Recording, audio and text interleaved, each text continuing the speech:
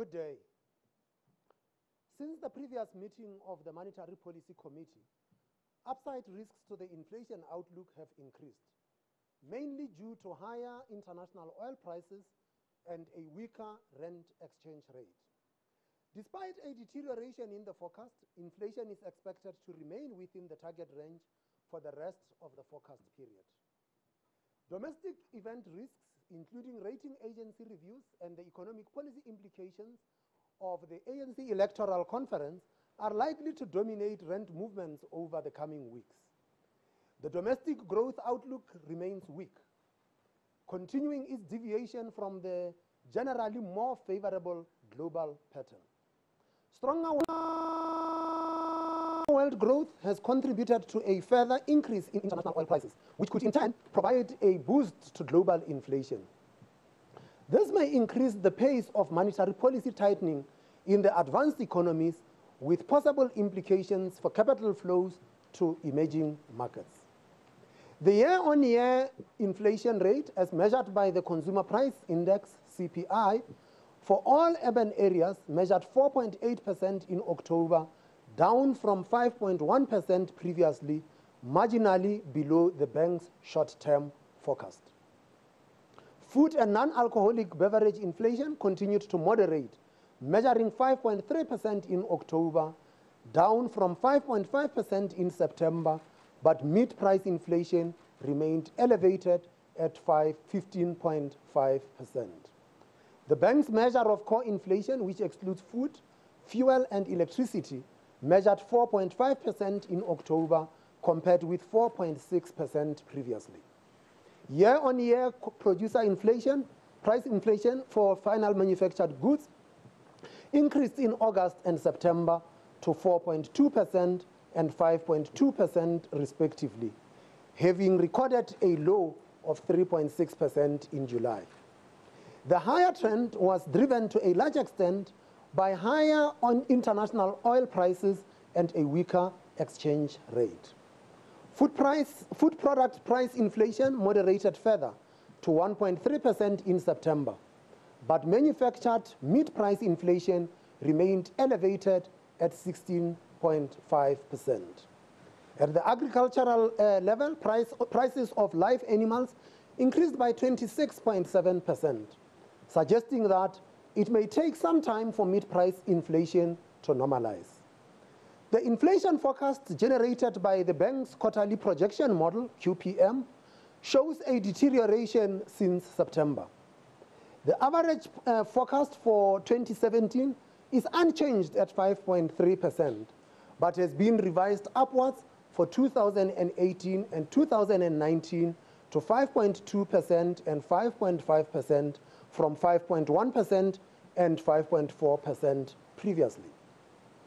The lower turning point, which is expected in the first quarter of 2018, increased from 4.5% to 4.7%. The main upside drivers of these changes are a weaker exchange rate path in 2018 in particular, a higher international oil price, and higher average wage growth. These pressures are offset to some extent by a more favorable food price forecast in 2018 in particular. Following a number of downside surprises, food price inflation is now expected to reach a low turning point of 3.8% in the first quarter of 2018, compared with 4.7% previously.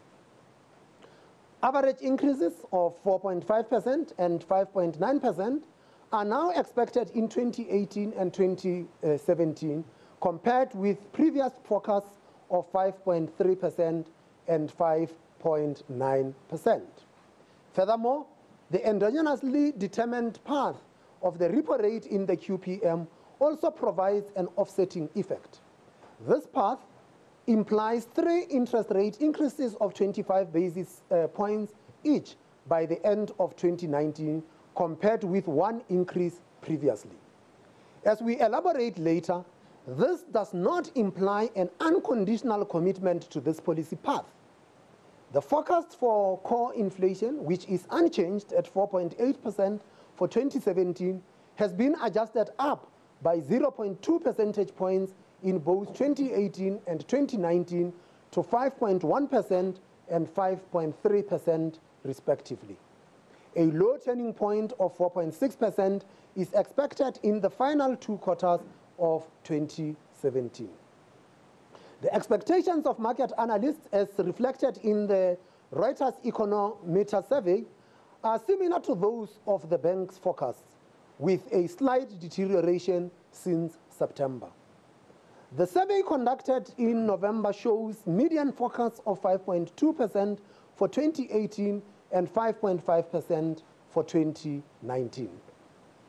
Inflation expectations implicit in the inflation-linked bond yields have increased, with the 5-year break-even inflation rate now close to the upper end of the target range. The global growth outlook remains positive despite some geopolitical risks. Confidence indices in a number of countries have reached their highest levels since the global financial crisis. Nevertheless, the expectation is that world growth will remain below the levels seen before the crisis. The recovery in the advanced economies appears to be more sustained in the euro area, the US, and Japan, but the outlook for the UK remains constrained by the uncertainty surrounding the Brexit process. The extent of which this positive prognosis for some advanced economies is predicated on continued monetary accommodation is still unclear. The outlook for emerging markets remains mixed, but generally is favorable, with prospects for oil producers boosted by higher oil prices. There are, however, some concerns about possible headwinds from slowing momentum in the Chinese economy. Inflation pressures are mostly benign in the advanced economies, although there are some incipient near-term risks from higher international oil prices. Low wage growth is seen as a brake on core inflation pressures, despite relatively tight labor market conditions. The US Fed is expected to maintain a gradual pace of monetary policy tightening, with a further policy rate increase widely expected in December. The ECB has signaled a reduction in the pace of net asset purchases from next year, but expects interest rates to remain low for an extended period of time. The Bank of Japan has also maintained a highly accommodative policy stance. By contrast, the Bank of England raised its bank rate in November in response to inflation pressures driven by the depreciation of the pound. The outlook for continued capital flows to emerging markets, therefore, remains relatively favorable despite the slowdown in bond flows in the past few weeks.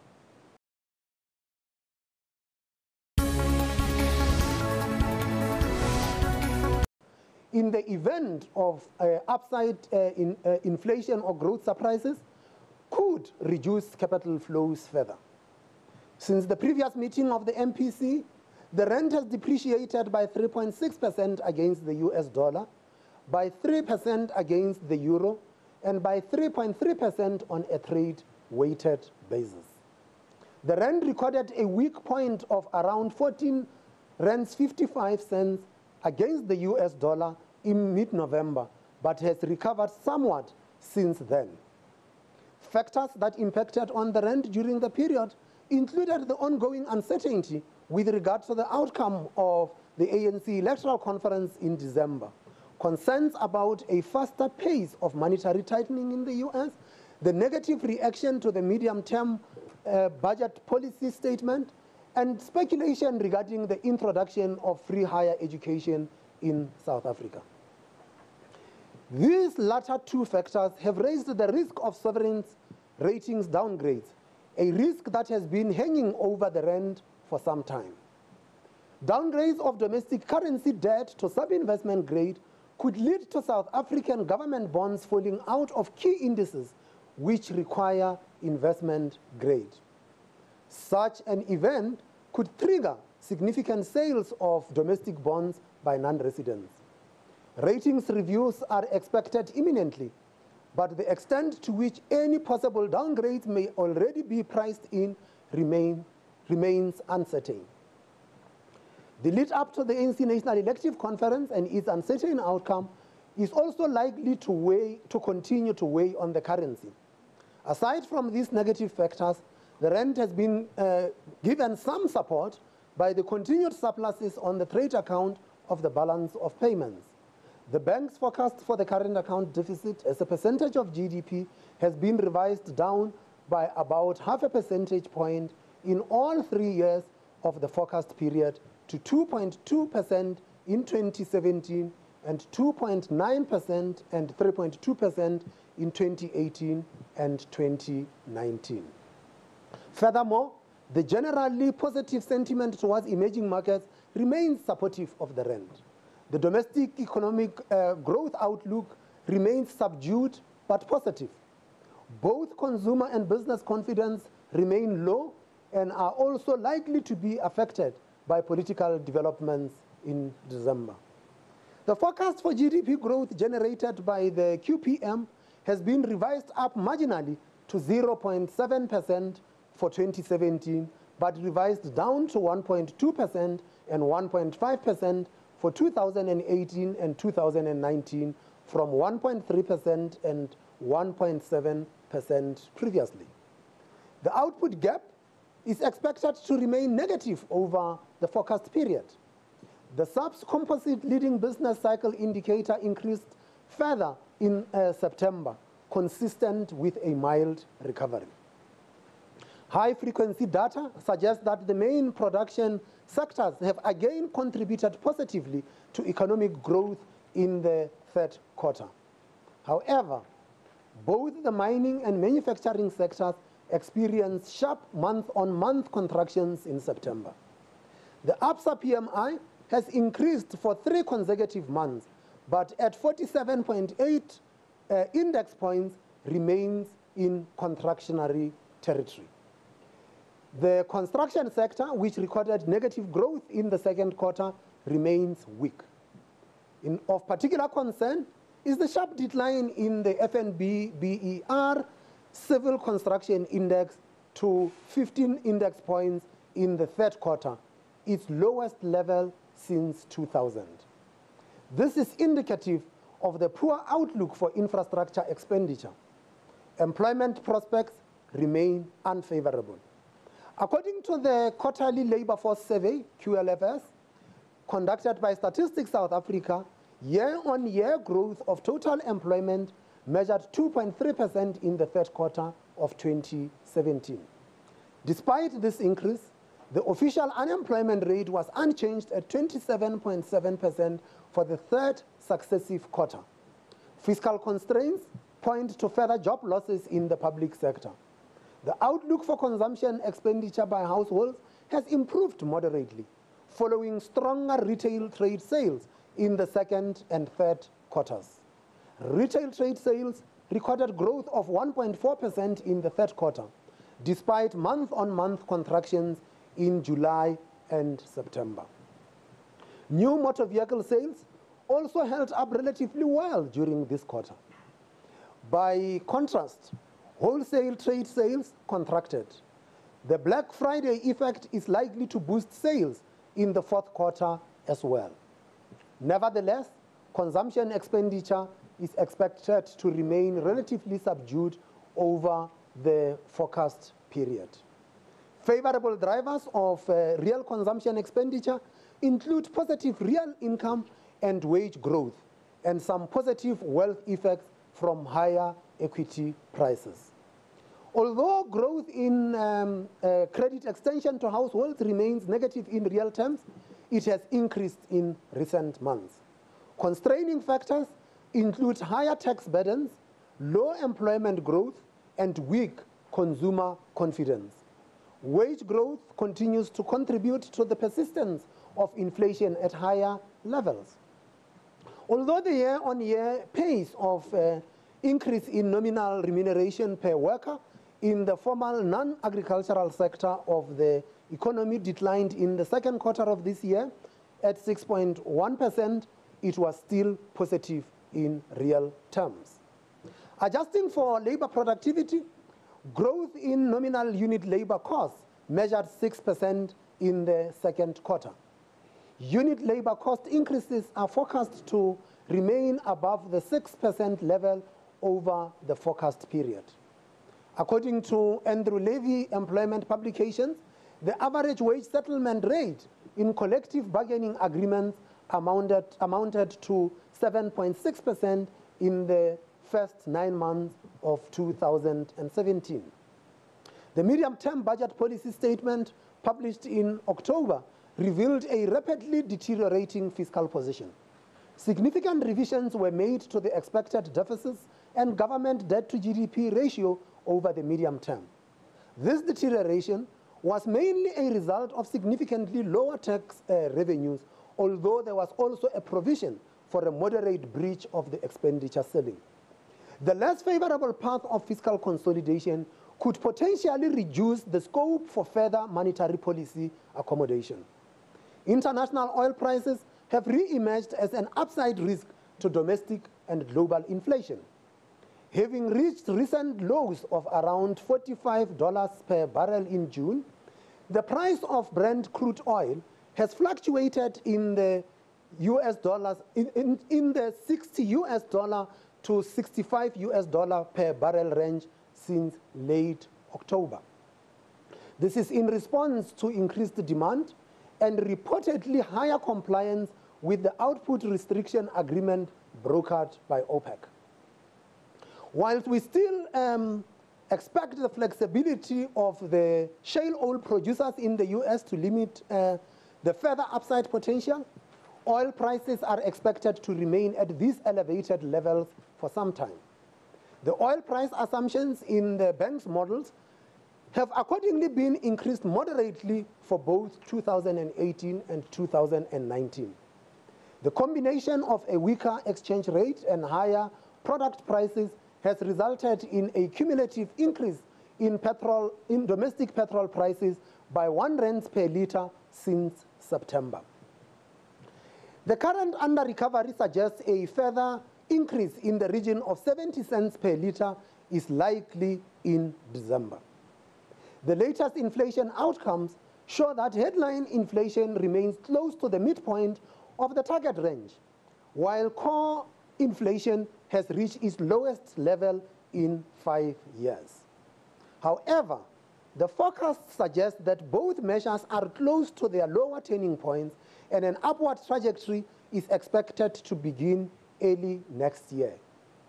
Although inflation is expected to remain within the target range over the forecast period, the risks to the outlook are assessed to be on the upside at a time when imminent key event risks contribute to an environment of particularly elevated uncertainty. These event risks affect monetary policy primarily through the exchange rate channel. Since the previous meeting of the MPC, the deterioration in the fiscal stance has increased the risk of a sovereign ratings downgrade of domestic currency bonds to sub-investment grade. As noted, this could precipitate a significant sell-off of domestic government bonds by non-residents, with implications for the exchange rate and long-term bond yields. Should this occur, there is the possibility of a short-term overreaction and a possible partial recovery later on. The precise path and duration is highly uncertain. International oil prices has become an increasing concern. Whilst we have adjusted our assumptions in this regard upward, a persistence of oil prices at current levels or higher pose an upside risk to the forecast. As before, a sizable electricity tariff increase also remains a risk. We should have clarity on Eskom's tariff application by the time of the next MPC meeting. There are very few signs of domestic demand pressures as reflected in core inflation outcomes. Although retail sales have surprised on the upside, Household consumption expenditure is expected to remain relatively subdued. The economic growth outlook remains constrained as weak confidence continues to weigh on investment expenditure. Business and consumer confidence are likely to be sensitive to the political outcomes in December. The MPC assesses the risks to the growth outlook to be on the downside. In light of the degree of uncertainty prevailing in the economy and the balance of risks, the MPC has decided that it would be prudent to maintain the current stance of monetary policy at this stage. Accordingly, the repurchase rate remains unchanged at 6.75% per annum. The QPM generates an endogenous interest rate path that implies an increase in the repo rate of 75 basis points by the end of 2019. We need to stress that this does not mean an unconditional commitment to change policy rates in line with this path. The forecasts and implied path are a broad guide to policy and not necessarily prescriptive. Depending on economic conditions, the MPC may choose to diverge from the suggested path, and alternative paths could be generated that are still consistent with achieving the inflation target. Collective judgment, therefore, remains critical. As always, MPC members need to weigh the risks to the forecast and assess the trade-offs. It is also the case that the implied path can change from meeting to meeting as the data and risks change. Thank you very much for your attention, and at this stage, I would like to turn to questions, but before you ask me which way members of the MPC preferred, the decision was unanimous. Are there any questions? Oh, this turns out to be an easy meeting. Oh, Miriam. Thank you, Governor. I have a couple of questions. The first one about the ratings decisions tomorrow. Can you sort of indicate to us what your feeling is about the decision? You know, what are the likelihood, do you think, that one agency might downgrade our local currency rating? My second question has to do with financial stability. I wondered whether you had had any response to the affidavit that you published on November 13 about the public protector's request to postpone the court hearings that were scheduled for early December. And I wondered whether you had had any clarity on that and what's going to happen next. And in terms of the timing of the postponement requested, I wonder whether you have any concerns that that there could be an intention for some kind of reshuffle at the Reserve Bank in order to make the decision more palatable at this stage. Which decision? The decision for the court hearings that the public protector asked to delay. Next question. Arabile. Governor, Arabile Kumete, Bloomberg News. Earlier this year, one would be forgiven for saying, I hope anyway, that government suggested that the Reserve Bank should be a lot more accommodative, implying perhaps that a reduction in rates is very necessary. But on page 7 of your speech, you do also emphasize that the deterioration in the fiscal consolidation framework clearly means that scope for further monetary policy accommodation is limited. Do you feel then that that is a direct sort of, one would call it tit for tat in some way with government to say, you know, you want this, but this is another issue that you need to deal with first?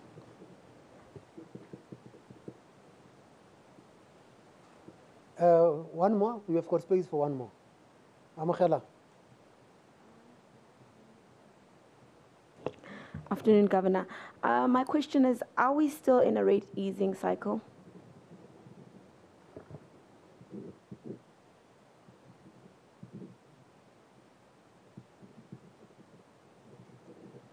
Okay, let me take the first bunch, and then I will open these things up. Rating agency decisions, they came, they spoke to us, they told us what they think the risks to the sovereign rating is. We availed the information that they need to go and assess. They meet in committee, and then when they arrive at a decision, they will communicate. The decision. What do I feel? The problem is that, as like all South Africans, what I feel would be influenced by what I want. So that's not going to take us anywhere. The public protector, whether we had any response, there was an agreement that there is no postponement, that the case will go ahead in December. So we shall await the affidavit, and we'll deal with it when it comes. Reshuffle at the Reserve Bank. Reshuffles take place at the union buildings. We don't reshuffle people here. We don't reshuffle people here. We have got individuals who are appointed by the president. They are appointed for a fixed term, and they are expected, in terms of the Constitution, to act independently without fear, favor, or prejudice. So anything that would say, oh, maybe we can just reshuffle this and try to intimidate them. Well, if that was to be such an attempt, I can tell you that you have got resistance coming, because we have got a constitutional obligation to act independently and without fear or favor. But you might also be aware that we have got actually strong support from the South African public to protect the institutions. And just recently, the president, in a recent speech, said that the independence of the Reserve Bank must be protected, and that the institutions of our democracy must be protected. So we sit here making decisions, knowing that we have got an obligation in terms of the Constitution, and we do not have any fears that any of us could be reshuffled in order to achieve particular outcomes. I can't think, in all the years I have spent in public service, of anyone attempting to tell the Reserve Bank what to do or what not to do. And I think that they are doing it not because they just believe that the Reserve Bank will fight back, but because constitutionally, we as a society, we have entered into a covenant. And that covenant is the Constitution. And that covenant spells out the roles and responsibilities of each institution of our democracy. And we have been given a particular role as the South African Reserve Bank, and we are expected to pursue that, and South Africans expect nothing less of us. Arabile, you talked about government and accommodative policies. I guess I have dealt with your thing. We have said that we make decisions on the basis of what our mandate is, and that mandate is to protect the value of the currency in the interest of balanced and sustainable growth in the Republic. That is our focus. And now you ask the question, is there a tit for tat here with fiscal policy? Well, we are not in a boxing match. We have got a constitutional mandate to protect the value of the currency in your pocket. That is what we do. We act without prejudice. So we do not have time or space to be engaged in some tit-for-tat policy battles with various institutions in society, whether they are in the private sector or they are in the public sector. South Africans have tasked us with a responsibility. And that responsibility that South Africans have tasked us with is to protect the value of the currency in the interest of balanced and sustainable growth in the Republic. Are there any other questions? Oh, yes, so there was a, so why don't you take it since you remembered it? Microphone doesn't work. Okay, it does work. So I was just reminding you, rather than volunteering. But I guess the position hasn't changed. All right, we've been bringing you live coverage of the outcome of the Reserve Bank's Monetary Policy Committee that, of course, decides the interest rates that we're going to pay on houses, cars, anything that we buy, crucial for a whole host of South African consumers that are in debt. No change in the repo rate that the bank charges to commercial banks. That means no change for the prime lending rate that affects many consumers. That's that was as expected, but he has looked forward, suggesting that rates are going to go up. He's even given a percentage that we can expect by 2019, which I find quite unusual. Towards the end there was reaffirming that the Reserve Bank is independent, and this harkens back to a case against the public protector, perhaps seen as interference in the mandate of the Reserve Bank to protect the currency, to protect the value of the money in our pockets. So being quite adamant there. And Lesetja Kganyago has really become more and more outspoken as a proponent of the bank's independence, saying again that he's never seen interference in all his years. Now we'll get some analysis on the actual interest rate decision, what it means for you and me after a short break. We take that break, then I'll be joined by two economists if you can join us.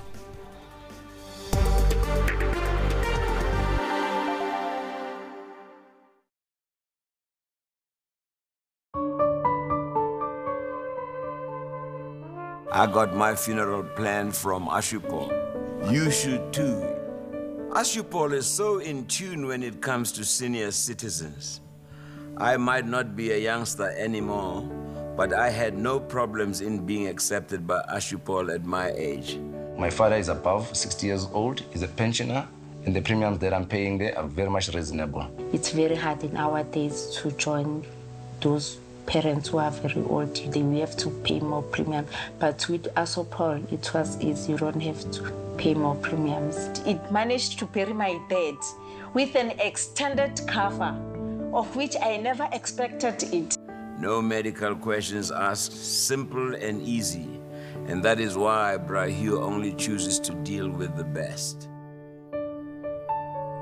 SMS funeral to 32813 and Ashupol will call you. With the Ashupol on-call benefit, you will have the advantage that Ashupol will pay to have a deceased family member transported home for a proper burial if they are covered on your policy. My husband passed away 2010, and of which they even took him from Joburg to Limpopo for burials, and no money, no transport, no nothing, which I had to pay on top of that. Ashupol will even pay up to 2,000 rands transport money for 4 immediate family members of the deceased if the funeral is more than 150 kilometers away. Because no one should miss the opportunity to pay their last respects. Also, they did come and pick me up to travel to Limpopo, which I felt really so grateful. SMS funeral to 32813 and Ashupol will call you. Let Brahiu tell you, a perfect funeral plan is one that pays out without delay. But as Mama used to say, the proof is in the pap, and this is crucial. Ashupol knows how much effort it takes to conduct a funeral, not to mention the costs involved. Immediately when I call, I just get an answer. The following day, I can able to get the cash to do whatever the arrangement for the funeral. I think it was the following Wednesday. Within Thursday, I got the money to bury my mother. On Saturday, the funeral took place. My mother was buried with a peaceful manner. I was assisted. Within 24 hours, the money was in my bank account. Then I have to bury him on the very same weekend. Anytime you need help, they help you immediately within 24 hours. You are already assisted with everything. SMS funeral to 32813 and Ashupol will call you. We all know that the passing of a loved one is not only an emotional strain, but a financial one as well. So if anything happens to me, my family won't suffer with anything because they'll always get something from ASOPO. If I didn't have ASOPO, I would have struggled to bury my mother. Because when death strikes, it strikes when you have nothing. ASOPO pays all the Amarands directly into your bank account so you can use the money to cover the cost of the burial or use part of it to help your family recover after the loss. I was able to do the tombstone, and I was able to assist with money for the coffin and also the grave and even the food. There is no reason for you or your family to struggle through the difficult time alone. That is why ASOPO is there for you. SMS funeral to 32813 and ASOPO will call you. ASOPO has a proud legacy of settling claims in record time. Just like music, funeral plans take many years to perfect, and ASOPO has been in the business since 1913. The service is extremely good, and the people, they care for their clients.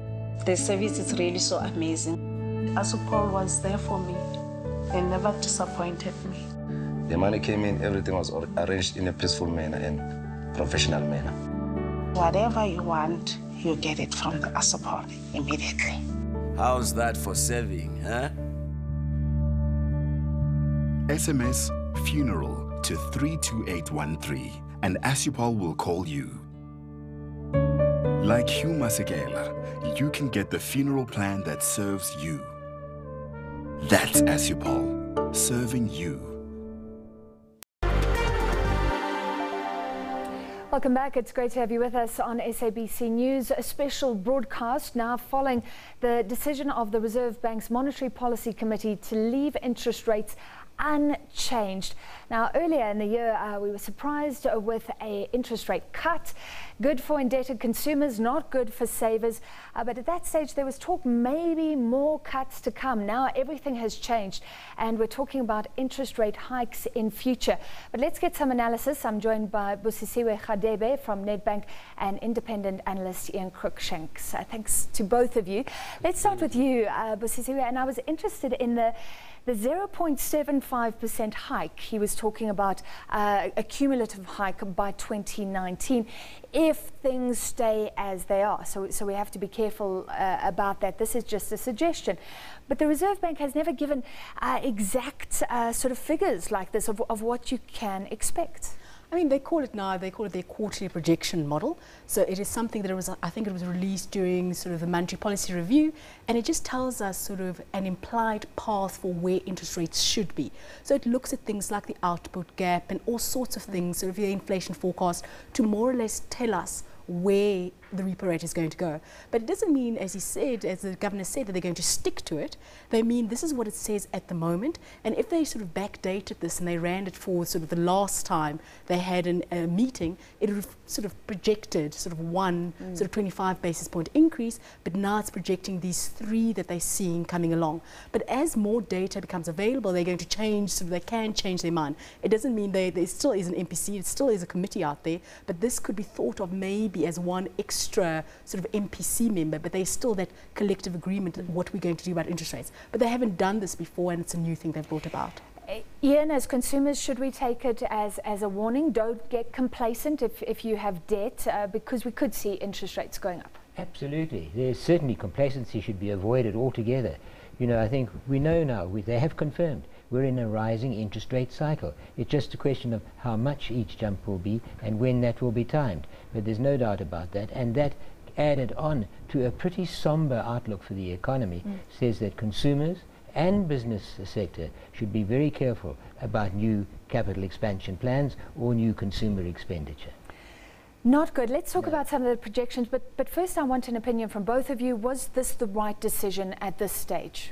I mean, if you look at some of the keywords that he was speaking about, the government was talking about during his speech, I mean, he said things like key event risks, uncertainty came out quite a bit, elevated uncertainty was a bit there. He spoke a bit about the policy environment. He spoke about the ANC's elective conference and what might happen there. He spoke about the fact that since the last MPC meeting, there is this chance that we might be downgraded. It has increased quite a bit. So around that elevated uncertainty, sometimes when things are just not going well, maybe you should just hang on and then decide later what to do. So this was sort of the market thought that this was going to be the decision. If you think about the last decision where the market, there were some people who thought, you know what, they're going to actually cut rates, and then they didn't. So what would induce them at this period to actually do something different than hold them? Because if you look at the risks to inflation, they have actually increased if you look at their forecasts. Because when they look at inflation, the MBC does not look at inflation sort of now, they actually look at a projection, and they've slightly increased the inflation projection there, and they're sort of worried about all these risks that might impact the rand, that might lead to higher inflation, and that's why in times like that you maybe should just hold on. So it's probably the right decision at the moment. Yeah, in your opinion? I support that altogether, and I think the fact of just listening to what Buzi was saying about the inflation risks, like the rand itself, the oil price, food prices have started to come down, they have come down a lot, but then they emphasize the meat prices still in double digits. You know, all this just says that the risks remain high, and I think the Reserve Bank will be very much aware of that. They're not going to ease off the brakes for the time being, probably for the next 3 to 6 months. I think what they're more or less telling us, look, interest rates could be 75 basis points higher by 2019. I think the alternative is that it could be more, but not less. And I think that's what we have to bear in mind. It's a very restrained outlook. Ian, somebody erroneously asked, so I think, are we still in a rate dropping cycle? Because the bank started to drop rates, but this must have been the shortest rate cutting cycle in history. And my question is, have things turned around? Not because of the fundamental global economics and things like that, but just because of this uncertainty, because the rand could go down, because we could face a downgrade. He's even talking about a less favorable path to fiscal consolidation. That's our budget. So this is all about South Africa not doing things correctly, perhaps. Yes, and you know, he emphasized the global economic outlook, which is very important, because that's going to dictate international interest rates. And what it looks like is if we don't carry, globally interest rates are likely to be hiked quite a bit more, and we can't avoid the world trend. We have to go with it, because we have to protect capital flows that have come in over the last year or two, and we have to make sure that that carries on, because it's going to be very difficult to attract capital to South Africa if and when, let's just say probably more likely when, we do get a national downgrade. So yes, expectations have been really for a lower trend returning. No, that's totally impractical.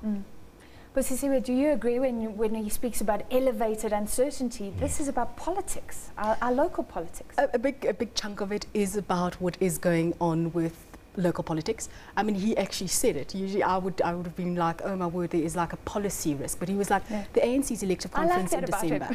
And like, it was absolutely clear that this actually does play into that. And it does play in quite a bit. So there are international factors there that also play into sort of our risks sort of in the country. But there are things out there that are local, and we shouldn't actually sweep that aside to say, yes, there is an elective conference coming. Everyone has read a newspaper. We definitely know there is infighting. There's all sorts of things happening there. We don't know who's going to be sort of the next ANC president, who might actually be the country's president, and what they actually stand for. And this is happening in December. They're going to be sort of thin trading volumes on the JSE at that time. So there is quite a bit of risk there. We might be downgraded. You know, there is quite a bit going on there. So I think a big chunk of it was what's going on here. Before we go to break, I was also interested because it seems like nobody's really certain what the rand will do tomorrow if we are downgraded. And it seems like he's not certain either. I mean, nobody is certain what it will do. Because sometimes you have to think about how much of this has already been priced in. How much of this has the market already thought, you know what, they're anyway going to get downgraded, so we've actually priced this in. If you look sort of a couple of weeks ago, we went to market, Treasury went to market with a bond, and they were looking at bond yields for sort of our bond yields and the yield that was going on there, and they looked at countries that are already junk, and they looked at their bond yields, and our yields, sort of a comparative bond, our yields were actually higher. It was almost like, in a way, they were thinking, oh my word, these people are already junk. So you need to think about it that way. But also the rand might be cushioned by other things. If these flows that the governor is still talking about are still going to come into the country all this time, because everyone's still looking for that real yield, it might actually cushion the rand quite a bit. So we don't know how much of it has been priced in. People might already think we are junk, and then there's all this money still flowing in that might protect the rand, so it might not be as bad as what we're thinking. All right, we have to take a short break, and when we come back, Ian, I'd like you to answer that question. What on earth is going to happen tomorrow if we are downgraded? Seemingly likely, but let's take a quick break. I'll be back with both analysts after the Reserve Bank decided to keep our interest rates unchanged for now. There is a warning that they could go up.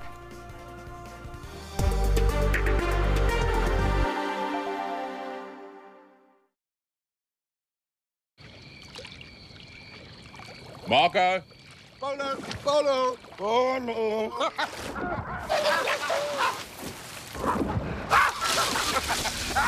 2 weeks earlier. Gentlemen, welcome to our pub. Castle. Share a castle, make some new friends. Do you have a funeral policy? Making someone's dreams come true is not always as simple as saying yes.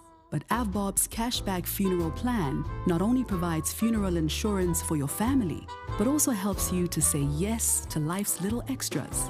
Because for every 5 claim-free years, you'll get an entire year's premiums based on your monthly premium value, paid back in cash. SMS Duduza to 41790 and we'll call you.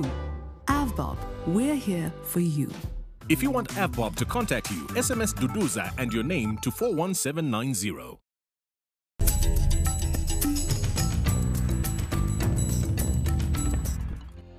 Nkosazana Dlamini Zuma is a South African politician and anti-apartheid activist. She obtained her medical doctorate at the University of Bristol. She was part of the Gender Advisory Committee of CODESA, former Minister of Health, Minister of Foreign Affairs, Minister of Home Affairs, and during her time at Home Affairs delivered incredible results. The ministry was awarded for service excellence and rated as employer of choice for 2010 to 2011. The first woman in 50 years to chair the African Union Commission, her term ended this year, 2017. I'm just very grateful to all the member states for having entrusted me with this responsibility of their organization. As chairperson, she changed the entire environment in Addis Ababa and in Africa. She brought a degree of professionalism to the AU bureaucracy. Nkosazana initiated a flagship policy, the Agenda 2063, which sets out what Africa is going to look like in half a century from now. Are we ready for the revolution?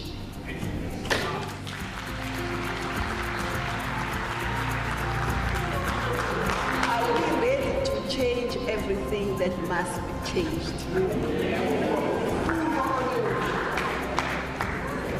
I'm asking because for us to change everything that must be changed, we must have cadres. We must be united. We must unite society behind that program. So I won't deal with everything that's here, but it also says it's full equality and freedom. We are ready.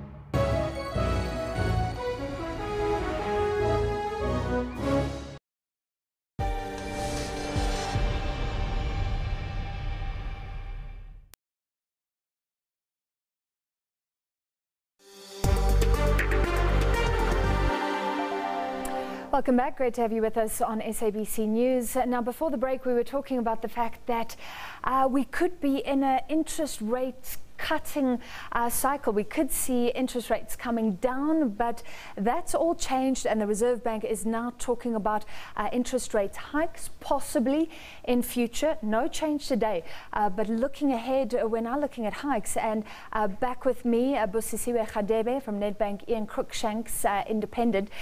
Ian, one of the risks is the downgrade. What happens to the rand? If the rand goes down, that makes a whole lot of imports more expensive. Yes. And we were saying he doesn't really know. Well, he doesn't know for sure. All he knows is that it's a deteriorating situation. And in that sort of environment, it's almost inevitable that we will see further rate increases. I don't think that we can avoid it. I think that, talking about the downgrade, it's not a matter of when. It's not a matter of if, it's when. And with that in mind, one must expect further deterioration of the rand, further increases in our import prices, input prices, input costs into all sorts of sectors. And I think that it's also a factor that he mentioned, the world move towards a rising interest rate cycle. We have to keep pace with that in order to maintain the foreign capital inflows that we've been having by the purchase of our bonds, our government bonds, by foreigners. And if we let that gap close, we may find that it's no longer seen as so attractive, and then we'll get an outflow. So we are forced by global circumstances as well as domestic factors to keep on a rate hiking cycle. Yeah, because let's make it clear, higher interest rates help protect the value of the rand, basically. Exactly. Yes, that's exactly right. And if you just look at what it means in rand terms, as foreigners have been selling, corporate SA, they've been selling equities on the JSE, around 70 billion rands worth already this year. And they've been parking that money in our RSA bonds. But now all of a sudden they say, yes, we can get a good return. That return on that investment is satisfactory. They're starting to worry about the return of that capital. And if that gathers momentum, then we have no choice. We've got to maintain that gap. But Sisiwe, last question on this. I guess it has been confusing because predictions now another $10 billion, $20 billion. I've seen incredible projections of what could happen if the local currency rating is downgraded and people move out of South African bonds. But I think things have been strange because we were downgraded before, but then there were fortuitous global circumstances protecting the rand. So I guess that's why nobody really knows what's going to happen now. Nobody knows, but also the different indices sort of have different rules as to when do I sell, Some of them could say, if 2 of the 3 credit rating agencies have sort of you on junk, then you actually need to have that forced selling. Some of them say if all 3 have it. But also tomorrow we've got 2 credit rating agencies giving us rating updates. The one sort of the market thinks will probably downgrade us to junk, our local currency debt. And then the other one market thinks maybe they'll wait till after the ANC's elective conference before doing that. So that's why there is this flux and nobody actually knows what is going to happen. All right, we're running out of time. Very quickly, final words from both of you. I was interested that he mentioned Black Friday. It's gotten that big that the Reserve Bank is talking about it. And is it a pity that he had to again defend the independence of the Reserve Bank, which has always been sacrosanct in South Africa? Let's start with you, Ian. And absolutely. And I think that's been one of the pressure points on the rand exchange rate itself. It's internationally. The independence of the central bank has got to be sacrosanct, as you said, and if there's any threat to that, I think that just encourages the downgrading to a greater, faster extent. So I'm glad that he was so definite about it, that he came out so strongly. When it was mentioned that there may be some shuffling of personnel in the Reserve Bank, one could almost see him bristling. Good, he must maintain that. Final word from you. I mean, if you look at the figures here, we have inflation, the inflation projection telling us that inflation is going to remain under 6% for sort of the next 3 years. We know that growth has actually been, the Reserve Bank's growth forecasts have been downgraded. In an environment like that, you usually would expect them to cut rates. But the big thing here has been the uncertainty. So if there wasn't this uncertainty that we had all this time, we'd actually have that chance of rates being cut. And I think people shouldn't forget that. Yeah, so we would be getting Christmas gifts right now. Indebted consumers would possibly be seeing rates going down. But like both the guests have attested to, it's all this uncertainty that is holding the Reserve Bank back. Thank you very much, Busisiwe Khadebe from Nedbank, Ian Crookshanks, independent analyst. And that's where we leave our special broadcast. I'll be back with you if you can join us in Prime Business at 6:30. See you then.